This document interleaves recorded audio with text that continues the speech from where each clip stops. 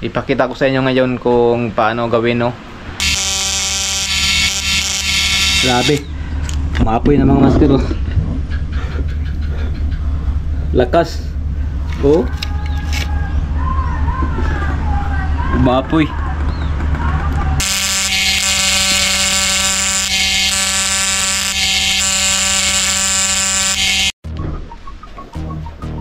Yo, what's up mga master, no. At yun, at panibagong vlog naman tayo ngayon mga master, no.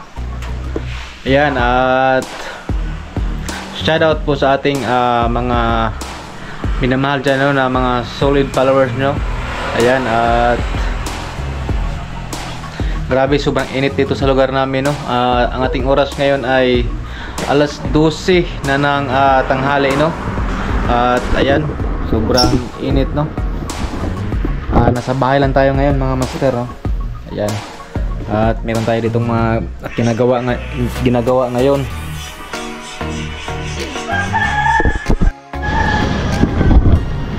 At yun nga mga master, no. Nasa bahay lang tayo ngayon, no. Ang ating ginawa ngayon ay konting ano lang dito, vlog. At meron akong invention ngayon mga master, no. Ipakita ko sa inyo, ano lang to, simple lang na invention, no. Isang fish tanner. Ayan. Ipakita ko sa inyo ngayon kung paano gawin, no. Ang ating gamit ngayon na fish tanner mga master, no, ay ito lang, no. Ayan, ipakita ko sa inyo. Ito lang, meron tayong battery dito. Merong battery, tapos ignition coil ng motor ang ating gamit, no.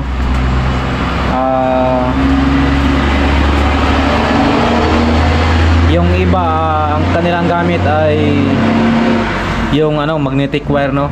Itong sa atin, ang ating invention ngayon ay ito lang, ignition coil ng motor. Ito ang aking ignition coil ng aking motor sa XRL. Tapos meron tayo ditong 150 volts na kapasitor. Ayan, ating kapasitor, ignition coil. Tapos meron tayo ditong platino. Ayan, ito ang ating platino. Ako lang nagawa nito. Ano lang to, DIY lang to.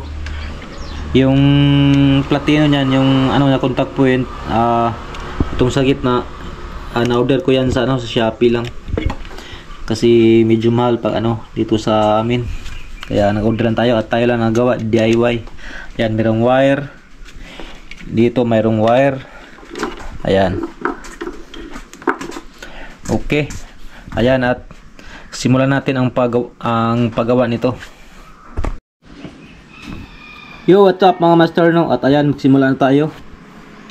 Alright, ito ang ating kapasitor. Yan, ikabit natin. Itong sa kabila ng kapasitor, dito sa pangilalim na contact point. Yan.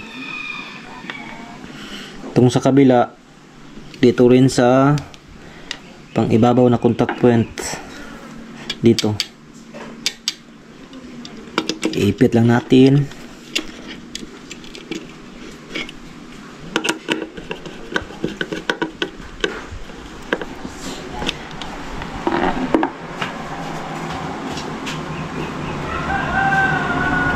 Tapos ito mga master, ground to ground, no, ground.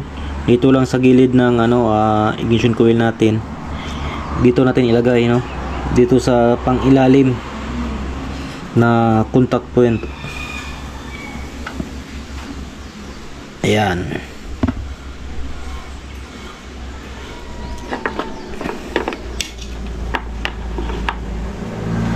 Depende ng tip para iwas tayo sa kuryente. Kasi medyo malakas to, kasi 450 volts ang kanyang labas dito. Tip lang natin. Pasensya na kayo mga master, medyo maingay dito. Marami kasing dumadaan dito na sasakyan. Ayan, ganito lang kasimple. ganito lang kasimple paggawa ng piston tanner, no? Hindi ka na magre-rewind ng magnetic wire. Ang gamit mo lang, ito lang yung ignition coil. Kahit anong ignition coil ng motor, pwede dito.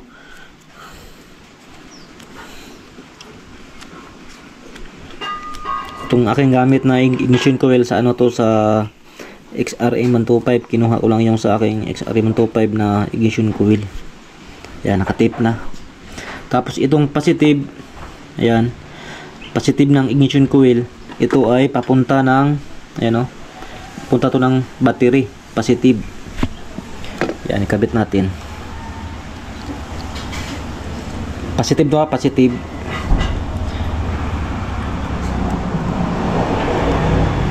Positive pa galing sa ignition coil, oh, positive ng ignition coil papunta sa positive ng battery. At ito naman yung pang ibabaw na contact point galing dito sa kabila ng kapasitor natin. Kuha ka dito ng linya papunta ng ground. At ang atin palang kapasitor, no, 450 volts. Ayan, no.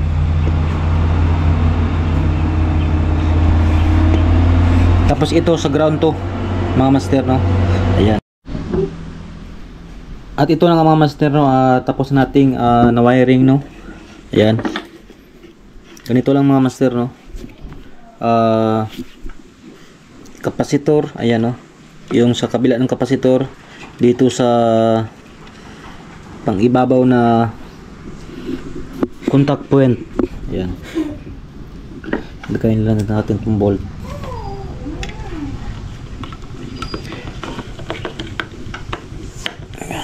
Ito, sa kabila ng kapasitor dito sa pang ibabaw na contact point. Tapos yung isa, ayan, yung isa dito sa pang ilalim na contact point, no. Ayan, pang ilalim. Tapos yung ground dito sa ignition coil dito sa kapasitor. Ayan, makita nyo naman, no. Ayan.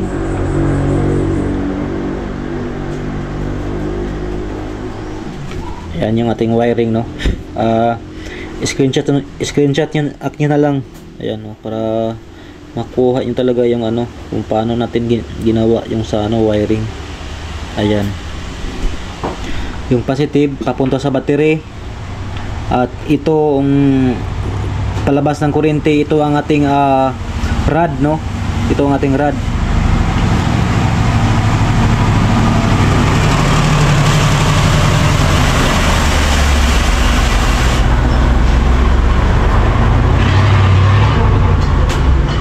Yan, mayroon lang dumaan na sasakyan, disturbo, my goodness. Itong palabas ng kuryente sa ignition coil, ito ang rod, no. Dito nyo ilagay yung wire na papunta sa rod. Tapos dito yung ano, yung sa net, no, sa net ng ano,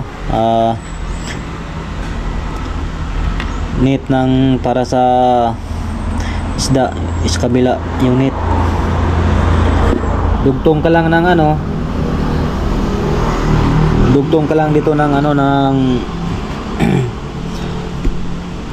ng wire para papunta sa net. Ayan, no. I-testing natin kung gumana ba ang ating invention. Ayan.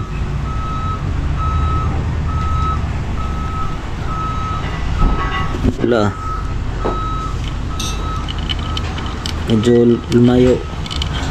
Medyo hindi na alay ang ating platino. Ayan. Medyo malayo pa.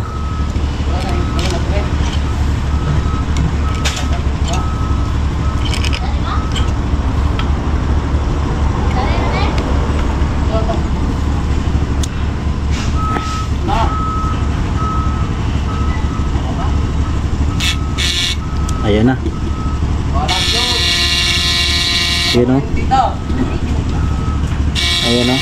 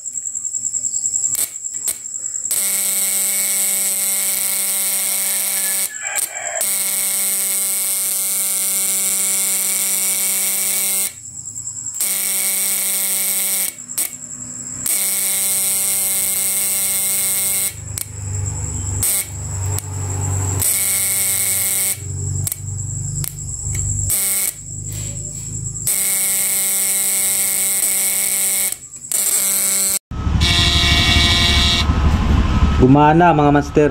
Ayan oh.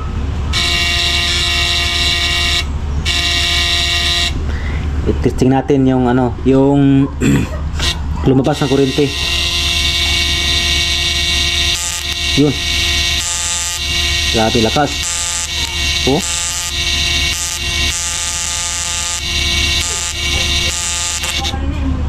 Grabe. Lakas ng kuryente mga master. Sayang-sayang lang to. Yan oh.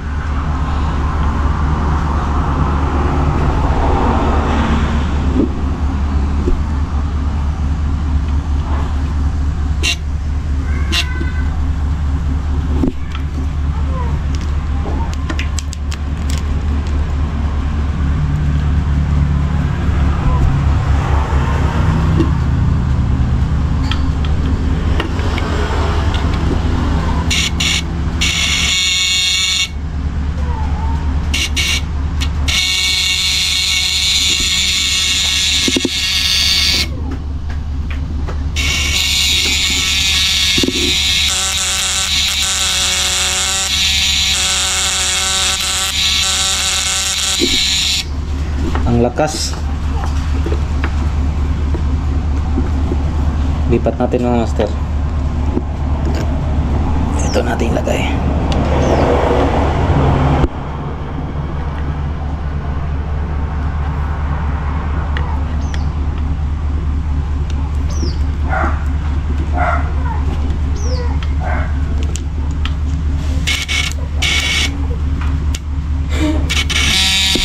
Ayan mga master oh.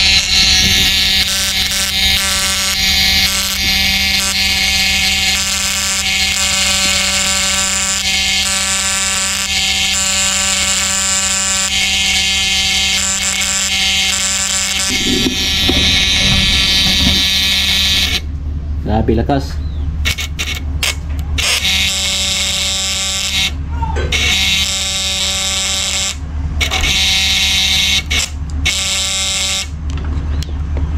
Kuha tayo ng papel mga master no, para masubukan natin kung malakas nga talaga, kung kaya ba niyang sunugin ang papel. Testing natin no. Ayan. Testing natin kung kaya bang sunugin ang papel. Ito natin ilagay. Kung kaya ba? Ayan.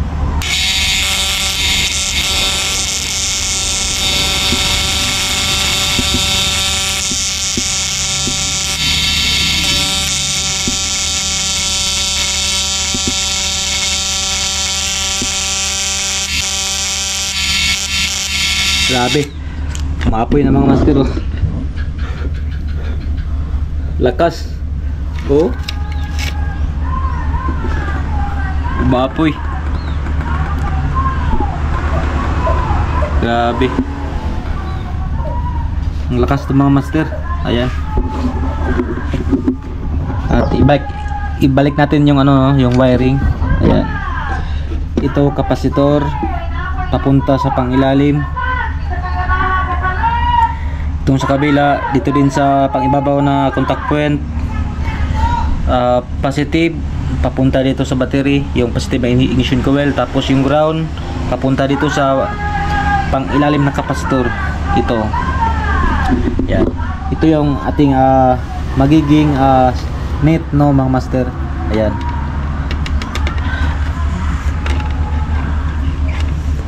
simple lang mga master pero sobrang lakas. Grabe. Ayan o. Yan ating wiring. Ayan. Screenshot mo lang para dali yung makuha. Ayan. Stansya natin. Ito sa ground to. Ground. Ayan. Screenshot nyo na lang para makuha nyo. Grabe ang lakas. Masubukan nga ulit. Wow. Lakas. Ito natin lagay. Yan mga master oh. Oh.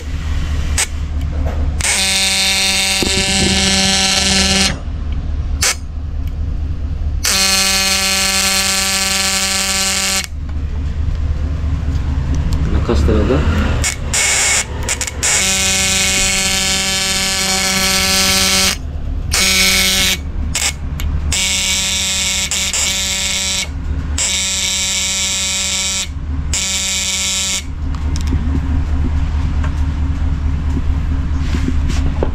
Ito, bukat yung light. Yan. Itong papel. Subukan natin.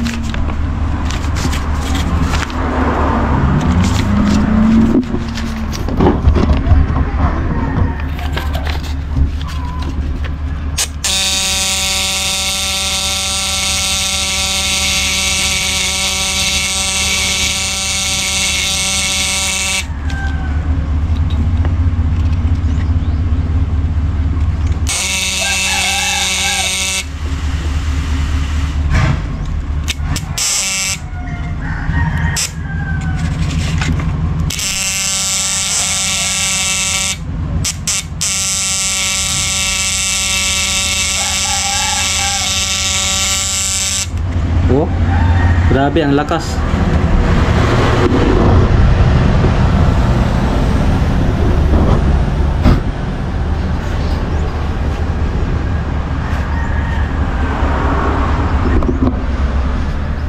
Sobrang lakas mga master.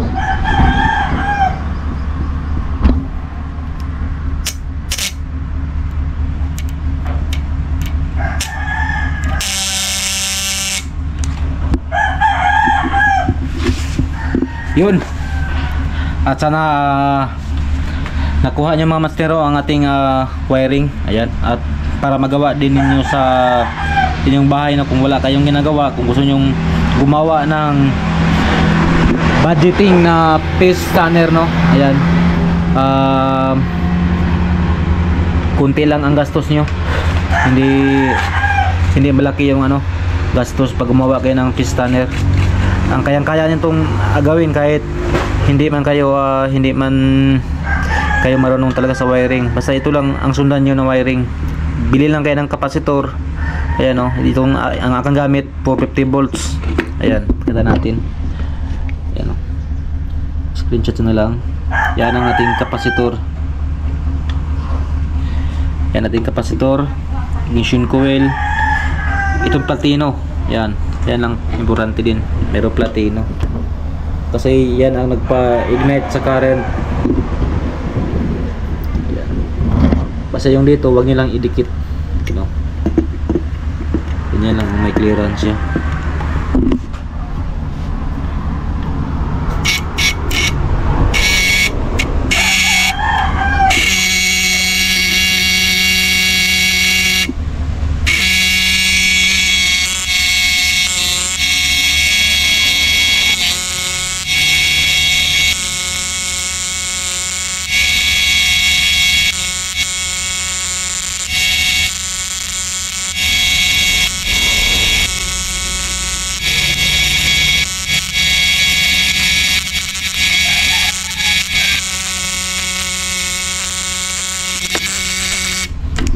Grabe mga master, parang nag-welding.